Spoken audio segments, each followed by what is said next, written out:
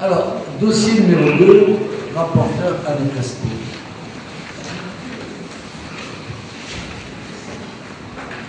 Alors, il s'agit du budget principal de la ville d'Orange sur l'exercice 2014. C'est une décision modificative numéro 4 qui régularisation fiscalité 2014, dégrèvement CFE, auto-entrepreneurs.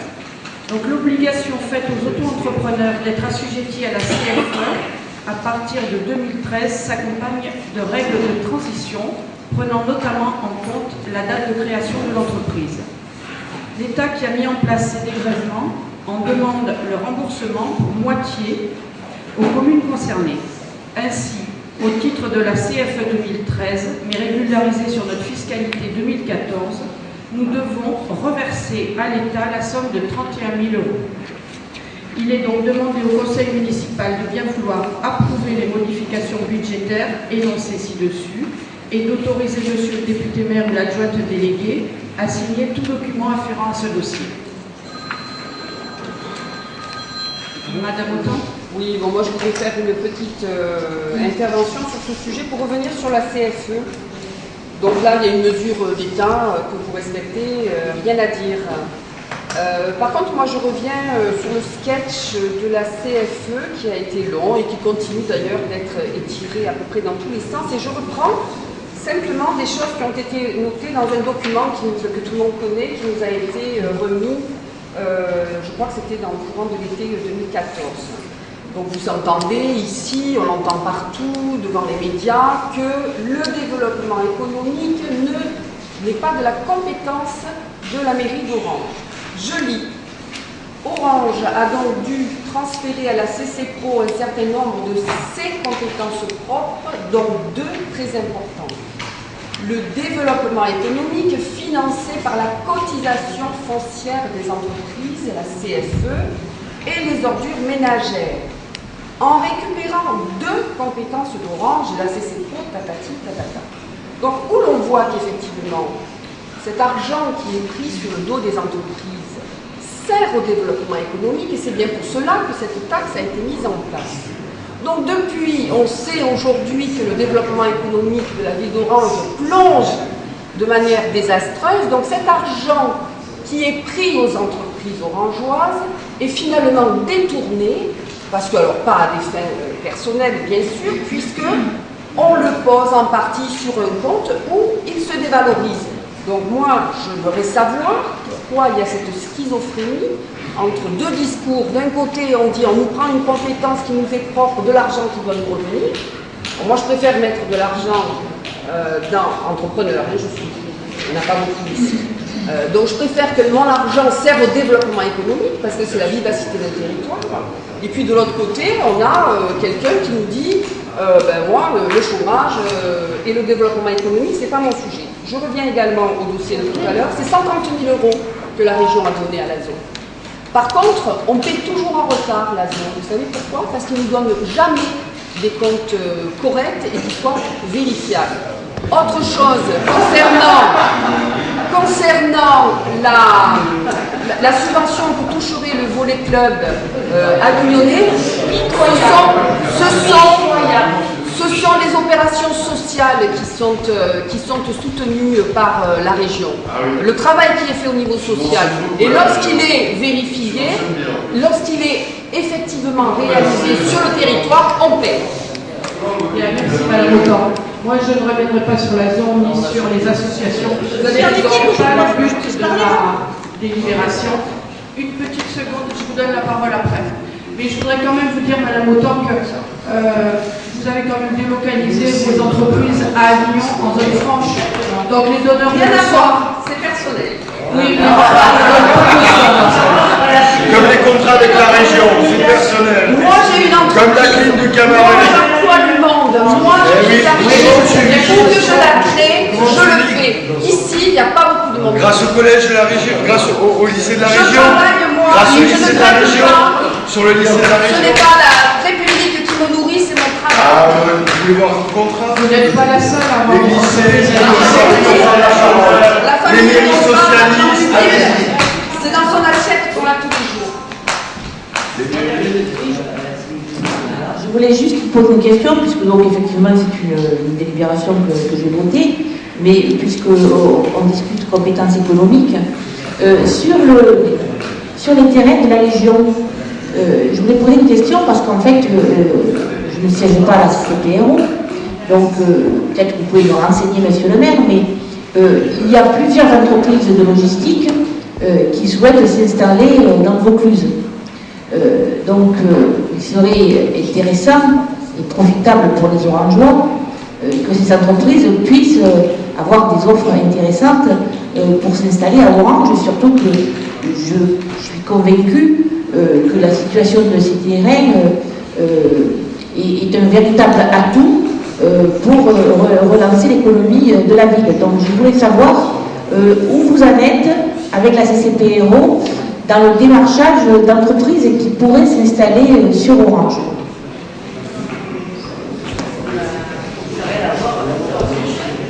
J'ai pas le droit de poser des questions? Non. Qui veut poser d'autres questions? Il y a 3 questions au conseil municipal. Profitons-en pour discuter tranquillement. Marcel. On est rendez-vous.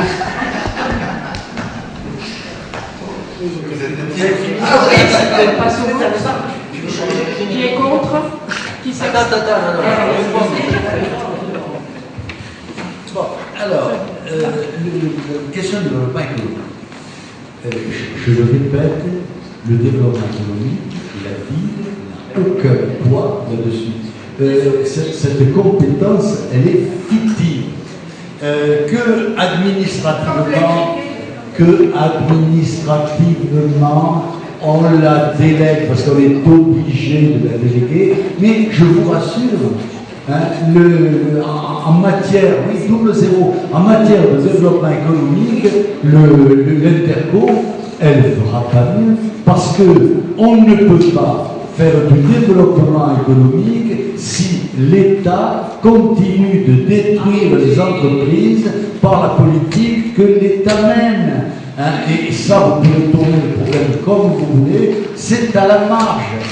Nous avons, avec la zone, un projet de développement économique, mais c'est quelque chose de tout à fait exceptionnel, et ça n'est pas encore sorti des cartons, et c'est tout à fait en dehors du système de l'entreprise telle qu'elle est conçue aujourd'hui, c'est-à-dire quelqu'un qui monte une affaire et qui essaye de gérer son affaire. La première année, il va s'en sortir à peu près parce qu'il n'a pas les impôts qui lui tombent dessus, et la deuxième année ou la troisième année, il fait faillite parce qu'il est écrasé par la fiscalité vous n'avez pas la parole, qui est hystérique dans ce pays.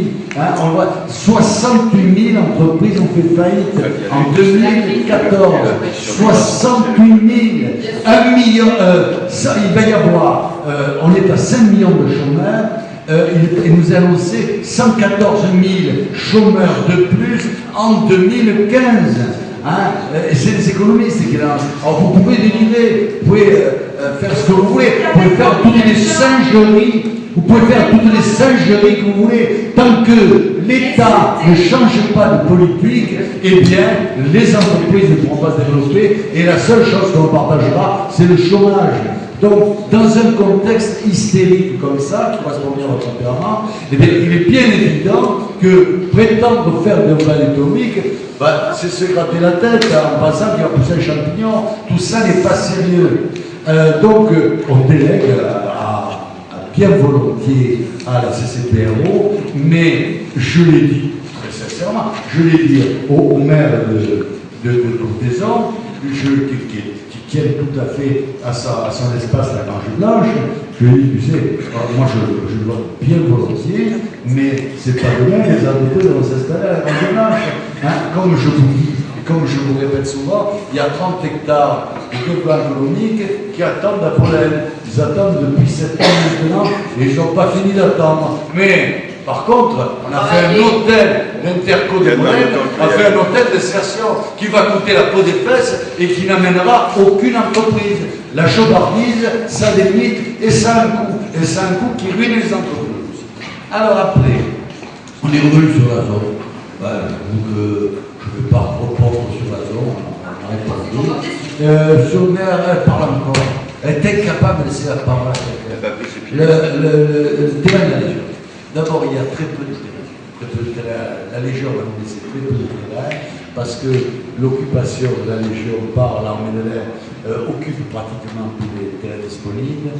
Et par ailleurs, s'il y a des entreprises qui veulent s'installer, en général, ce sont de petites entreprises qui veulent s'installer, bien qu'entendre, car ce n'est pas des micro-entreprises qui s'installent là ou deux et ferment ensuite, qui viennent nous voir. Hein, on sera peut-être un peu plus au courant que vous, donc envoyez-nous-les, on verra ce qu'on peut faire. Bon, on passe au vote maintenant. Qui est contre? Qui s'abstient? Qui est pour? C'est adopté, je vous remercie. Dossier numéro 3. Alors là, il s'agit de la contractualisation entre le Conseil général et la ville d'Orange. C'est un avenant 2015. La commune a souscrit une contractualisation triennale avec le Conseil général visant à être subventionnée à hauteur de 110 000 € annuels pour des travaux d'investissement remplissant certaines conditions, prix, handicap, lieu. À ce titre, chaque 3 ans, il était défini conjointement des opérations à inscrire pour les 3 années à venir. Devant la baisse des dotations de l'État et sans aucune garantie de l'État, le Conseil général ne souhaite pas reconduire une contractualisation triennale de 2015 à 2017 qui engagerait pour 3 ans. Il nous propose donc de prendre un avenant 2015 à la contractualisation 2012-2014 d'un montant de 110 000 €. Cela nous permet de bénéficier de cette subvention au titre de 2015 pour les travaux d'aménagement du plateau sportif de Fourchevieille. Courant 2015, nous nous rapprocherons du Conseil général afin de pouvoir à nouveau contractualiser sur 3 ans. Aussi, il est demandé au Conseil municipal de bien vouloir solliciter l'aide du département à hauteur de 110 000 € au titre de l'avenant 2015 à la contractualisation annuelle négociée du Conseil général de Vaucluse 2012-2014 pour l'opération d'aménagement du plateau sportif, d'aires de jeu et d'un parcours de santé dans le quartier de Fourchevieille à Orange. D'autoriser monsieur le député maire ou l'adjoint de délégué à signer toute convention et tout document relatif à ce dossier. Des questions? Allez-y. Oui. Le projet du plateau sportif de Fourchevieille aurait dû voir le jour en même temps que la rénovation du gymnase Maurice Purpan, c'est-à-dire il y a presque 6 ans. Sauf que vous avez considéré, monsieur le maire, que les habitants du quartier devaient d'abord montrer qu'ils se comportaient comme des gens civilisés. C'est la preuve que tous les Orangeois n'ont pas de respect, très certainement parce que votre adjoint au sport a eu déclaré que même avec la nationalité française, ces citoyens n'étaient pas français, monsieur Pazero. Au conseil municipal, il a dit ça en conseil municipal de décembre 2013, monsieur Pazero. Et c'est pour cette raison que la vidéo n'a jamais été publiée sur le site de la ville. Au conseil municipal du 7 novembre 2013 plutôt, à des fins de campagne électorale, vous aviez annoncé que le plateau sportif serait ouvert aux enfants du quartier en septembre 2014. Les promesses n'engagent que ceux qui les croient, bien entendu, puisque le plateau sportif est toujours au stade de projet. Oui, bien sûr, je vais voter la contractualisation avec le Conseil général, mais ce qu'on peut dire, c'est qu'avec ce dossier, beaucoup de temps a été perdu, mais aussi de l'argent.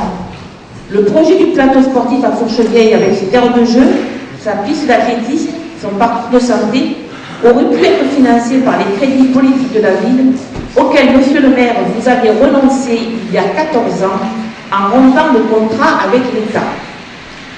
Par votre attitude, les Orangeois, notre ville, ont perdu beaucoup d'argent, entre 5 et 6 millions d'euros, si on regarde ce que perçoit une ville équivalente à la nôtre, je pense à Carpentras. Vous êtes le seul maire de France à avoir renoncé à de tels financements qui auraient pu pourtant financer des projets de réussite éducative, de lutte contre les discriminations, de revitalisation économique, mais aussi de rénovation urbaine. Dans une ville où le chômage avoisine les 20%, votre attitude pénalise les Orangeois. Je vous propose donc de renouer avec la politique de la ville dans l'intérêt des Orangeois et en particulier qui est des plus modestes. Dernier point sur le plateau sportif. Régulièrement, les dirigeants de la zone se plaignent du peu de spectateurs lors des matchs de volley. 3 raisons à mon avis, puisque je n'ai pas pu m'exprimer lors de l'Assemblée générale, on m'a fait peur. L'enclavement du gymnase dans la cité de Fourchevieille, des parkings insuffisants et la stigmatisation des gens du quartier. Alors, la zone, puisque j'entretenais des relations correctes, contrairement à ce que vous dites, monsieur le maire, j'avais répondu à la demande de la zone et j'avais formulé des propositions sur le projet tel qu'il était élaboré. Et entre autres, j'avais écrit le 15 avril dernier, une lettre que d'ailleurs je vous avais fait passer, je vais vous la remettre à nouveau, et je disais qu'en fait, que la façon dont vous conceviez l'accès au gymnase et au plateau sportif était de nature à aggraver l'enclavement de cet espace dans la cité, et qu'il aurait fallu prévoir un accès par la rue des Cartes un petit peu avant d'arriver à l'immeuble F. Et donc on aurait été dans une autre configuration, alors que là en fait vous prévoyez un accès qui jouxte l'école et qui va poser des problèmes au niveau de la sécurité. Donc également aussi la question des parkings, bien entendu que si on se déplace le soir pour voir un match, on n'a pas de place pour se garer, c'est un petit problème. Dernier élément, en permanence vous stigmatisez les gens de ce quartier et donc vous ne contribuez pas à valoriser son image et donc vous créez, vous alimentez, vous instrumentalisez les peurs qui conduisent à ce que les gens ne veulent pas aller à Fourchevieille. Moi j'y vis et j'y vis bien et j'ai pas de problème avec les gens du quartier.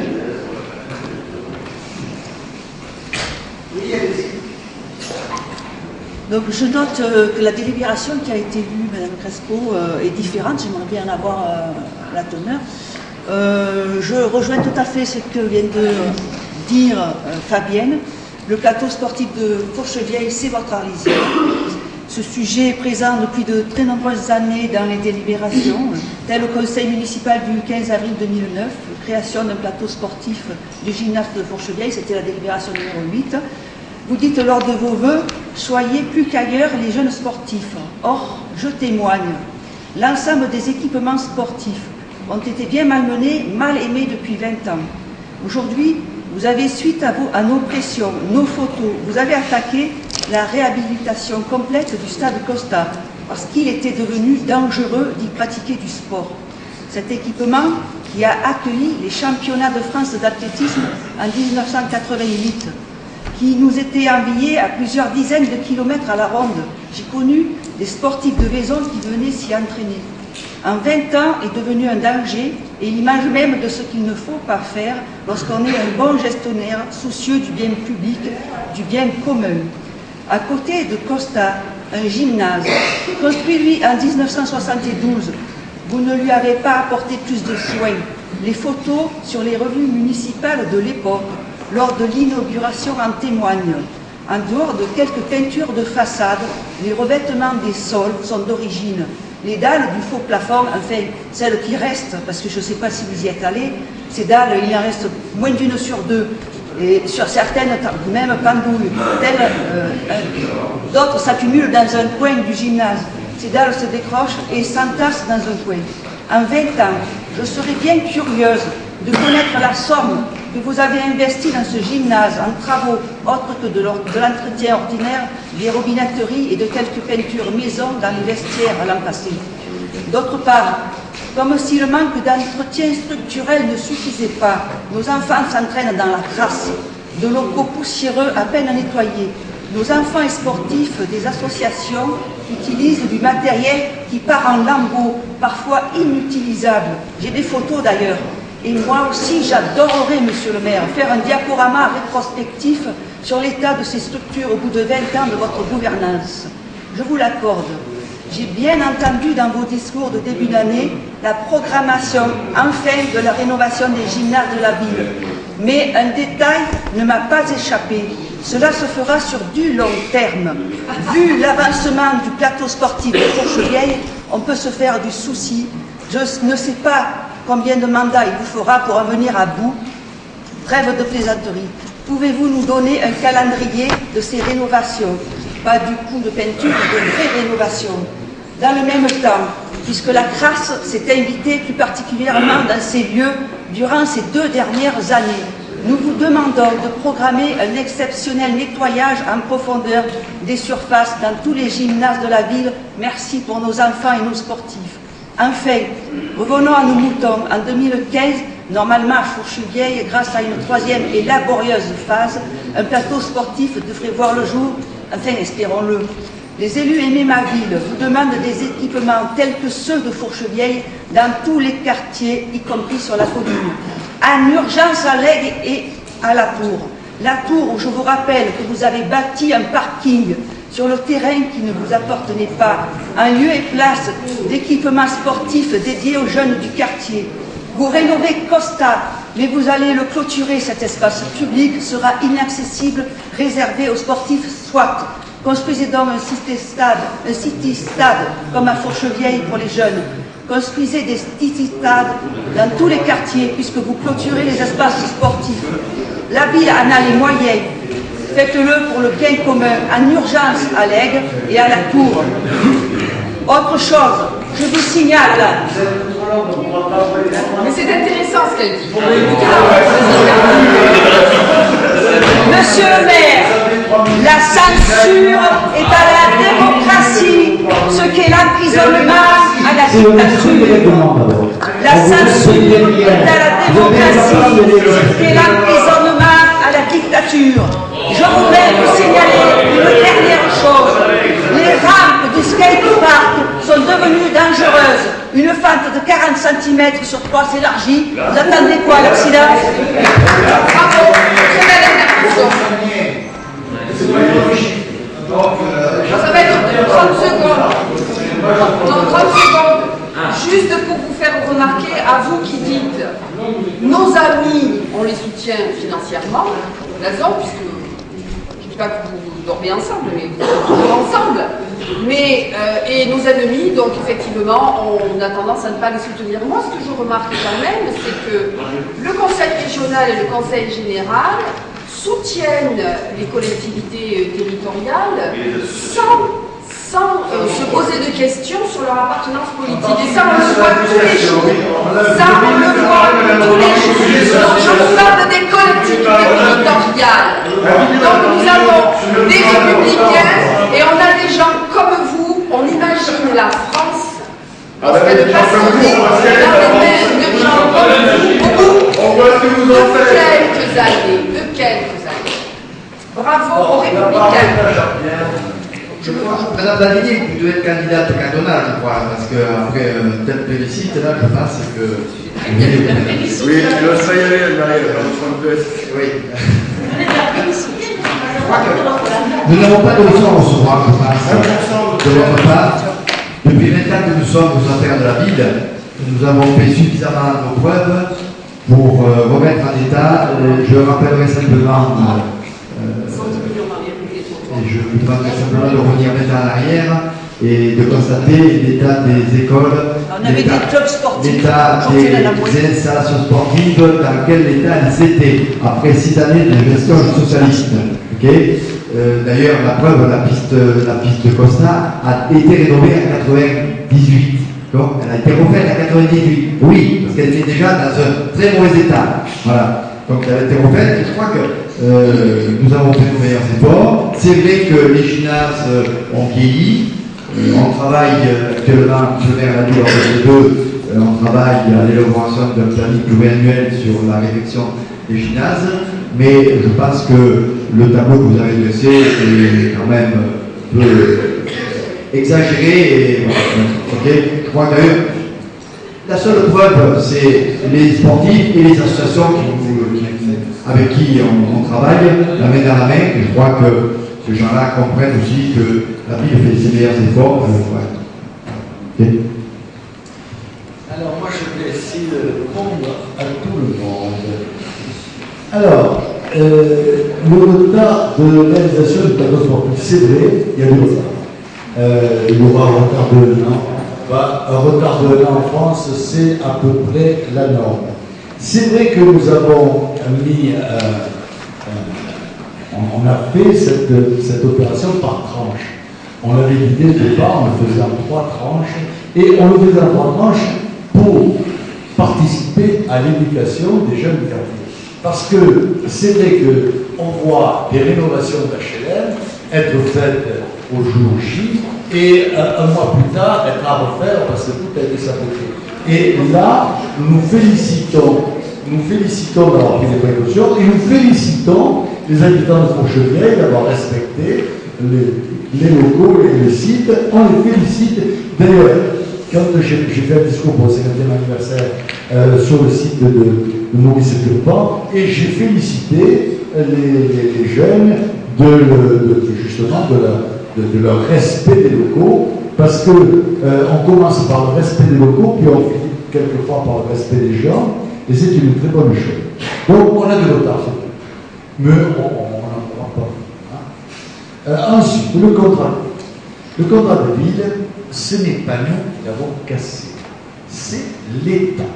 C'est l'État avec un préfet à la ville qui est venu sur ordre de Paris pour casser le contrat de ville d'Orange. C'est vrai que ça ne nous a pas ému beaucoup. Ça ne nous a pas empêché de dormir, même pas la sieste. Mais ce n'est pas nous qui l'avons cassé, et il est important de savoir pourquoi il a été cassé, sous quel prétexte il a été cassé. Il y avait le contrat de ville pour les investissements, il était fait déjà, et le préfet de la ville de Saint-Denis nous dit on supprimera le contrat de la ville sur les investissements s'il n'y a pas un contrat de ville sur le fonctionnement. On peut regarder si les propositions, les projets qui nous sont proposés sont dans le cadre de la loi, on regardera, et pourquoi pas on peut faire quelque chose. Et on nous présente deux projets sur Fourchevieille.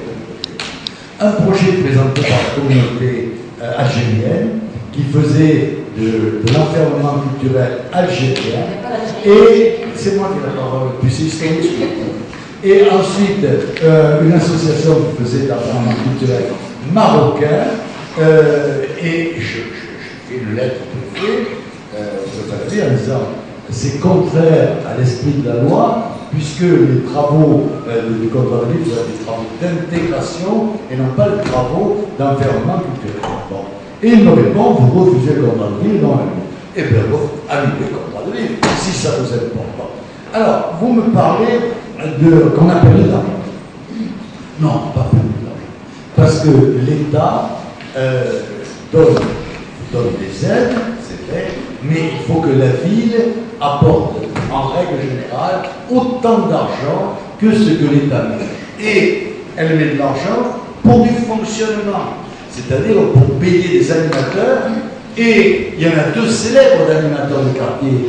Ce sont les deux terroristes qui se sont illustrés cet an dernier. Ils ont été tous les deux animateurs dans la zone parisienne. Alors il est évident que nous, ce n'est pas notre concept d'intégration, de fabriquer des terroristes, ce n'est pas notre concept d'intégration. Nous considérons, et alors donc, les associations de quartier ayant reçu les ordres ont été dissoutes, et elles ont été dissoutes. Elles sont auto-dissoutes, c'est pas nous qui les avons dissoutes. On n'avait pas la compétence de le faire. Elles ont été dissoutes, elles sont auto-dissoutes. Deux, parce que le directeur est parti avec la caisse, dont les autres ont été libérés, sont partis avec la caisse. Celui de Fourchevieille, l'association de Fourchevieille est parti avec la caisse, et l'association de la Tour est parti avec la caisse. Donc, ça nous dit, si, mais vérifiez, c'est ce que bon, donc, ça nous fait un deux, il en reste un à Règle, et on y participe, on le finance. Mais il faut bien savoir, c'est qu'il n'y a pas eu une larme dans les quartiers parce que l'association de quartier a été dissoute. Pourquoi? Parce que ces associations de quartier, bien souvent, fonctionnent au bénéfice des salariés du quartier. C'est-à-dire qu'il y a des salariés dans ces associations qui s'occupent, mais qui s'occupent tellement peu que leur absence n'entraîne aucune différence dans le fonctionnement du quartier et dans l'animation du quartier. Donc, c'est vrai, j'en donne acte, il y a un contrat de ville à Carpentras, et d'ailleurs, je vous invite, il y en a pas loin, et je vous invite à comparer la ville de Carpentras, qui a un contrat de ville depuis 20 ans, et la ville d'Orange qui est sans contrat de ville depuis, je crois, 13 ans. Et on pourra parler après de ce niveau.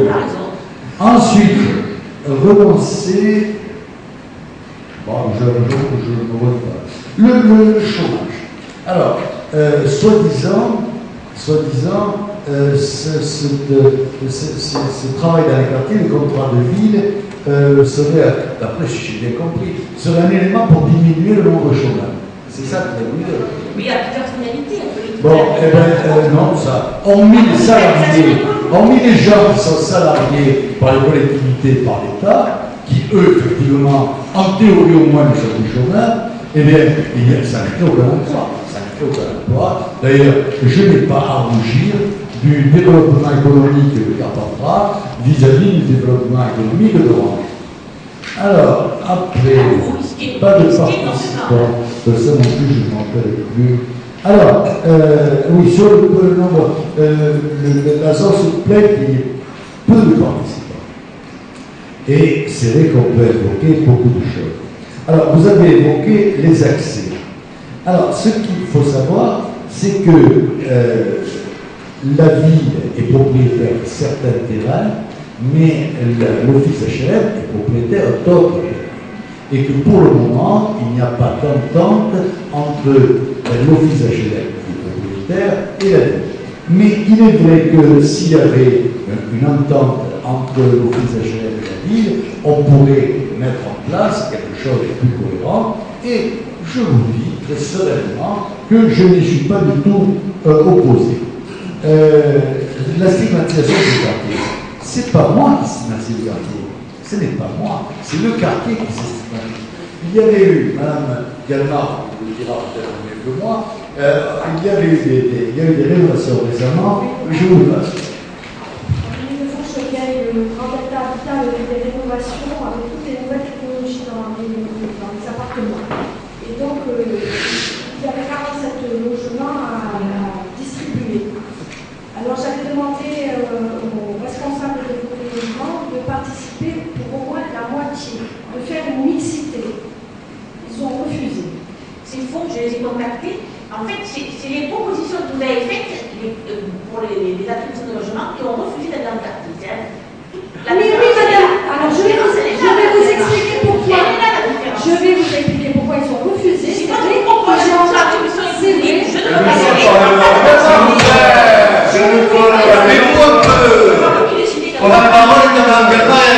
Je vais vous expliquer pourquoi ils ont refusé.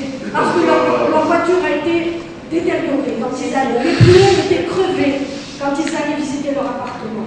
Et maintenant, je vais vous dire, il y a une personne âgée de 75 ans qui habitait au rez-de-chaussée, dont la porte d'entrée a été cassée, et cette personne âgée a été obligée de sortir par la fenêtre pendant 3 semaines, et les jeunes du quartier riaient et se moquaient d'elle. Et cette dame, il a fallu que je la déplace rapidement. Et maintenant, il n'y a que des Maghrébins qui habitent, c'est que du communautarisme.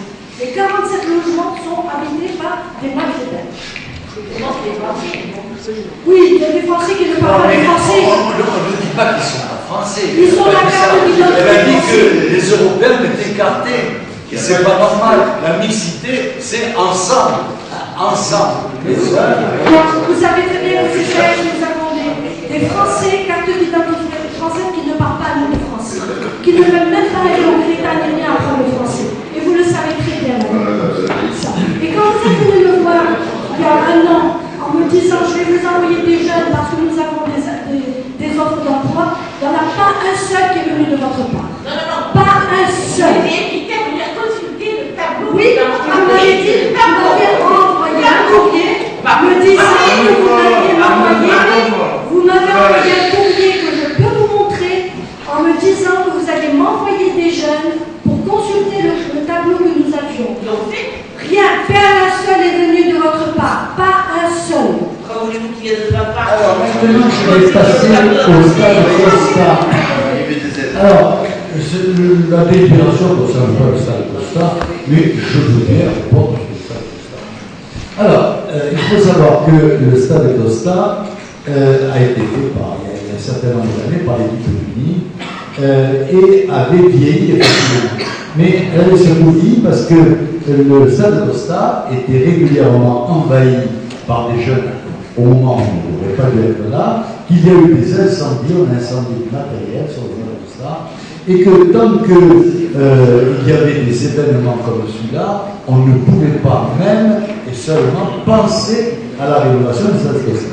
Donc nous avons d'abord travaillé à sa sécurisation, et une fois que le stade Costa a été sécurisé, on a passé au deuxième stade qui est à sa rénovation. Bon. Alors j'ai entendu des propos qui disaient que les gymnases étaient en décomposition avancée, que le matériel était en lambeaux. Je n'ai pas conscience que, effectivement, moi je vais dans le salon, je suis allé dans un stade au gymnase de Costa, j'y vais régulièrement, je n'ai pas tout ce que vous avez dit, on ne doit pas avoir la même appréciation. Par contre, on a lancé, parce que les vieillissent effectivement quand même, on lance un calendrier d'évaluation que l'on ne peut pas ouvrir, qui est en train de refaire. Et quand il sera fait, je pense qu'on le prendra public. Les gymnases sont nettoyés régulièrement, mais normalement, les associations grandes gymnases doivent le laisser dans l'état où elles le trouvent. C'est-à-dire que normalement, elles ne devraient pas le salir. Or, d'après ce que vous me dites, il y a des associations qui ne sont pas propres du tout, et ça, il faut veiller à ça. S'il y a des associations qui ne sont pas propres, il va falloir rappeler à l'ordre parce qu'elles sont responsables de l'entretien des gymnases. On y veille, sauf qu'il n'y a pas que les associations qui utilisent les gymnases, il y a les collèges et les lycées. Il faut aussi que les collèges et les lycées soient propres. C'est mépriser les gens qui entretiennent les gymnases que de courir. Bon, voilà, je crois qu'on a répondu à tout avec un peu plus d'objectivité que les attaques que nous avons subies. Et donc on passe au vote. Qui est contre, qui s'abstient, qui est pour, c'est adopté, les merci. Et la séance est légère.